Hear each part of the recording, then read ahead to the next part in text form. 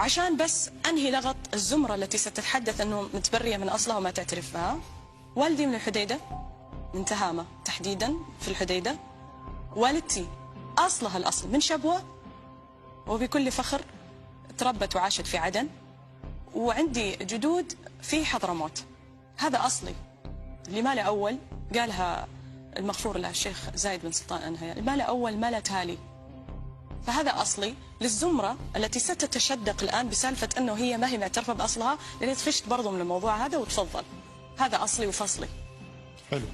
حصلت أنا على الجنسية، الله يسلمك يا رب، نعم حالك. حصلت على الجنسية على اعتبار أنه جدي ذهب إلى دولة الإمارات في 67 أو في 68، حصل عليها الله يرحمه، حصلت عليها والدتي، وصدر مرسوم سامي من صاحب السمو الشيخ خليفة بن زايد آل نهيان رئيس الدولة بتجنيس أبناء المواطنات. كنت أنا واحدة من الحاصلين على هذا الجنسية بعد أن استوفت الشروط.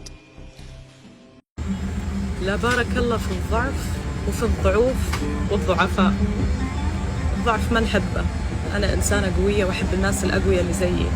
رجعت أم المدلي، نزلته مرة ثانية، ادخلوا على اليوتيوب اكتبوا مدلي بلقيس، نزلته. يسرى الضعوف ايش نقول لهم؟ خسون. الضعوف خسون صح؟ والأقوياء ايش نقول لهم؟ حبايبنا، احنا أقوياء.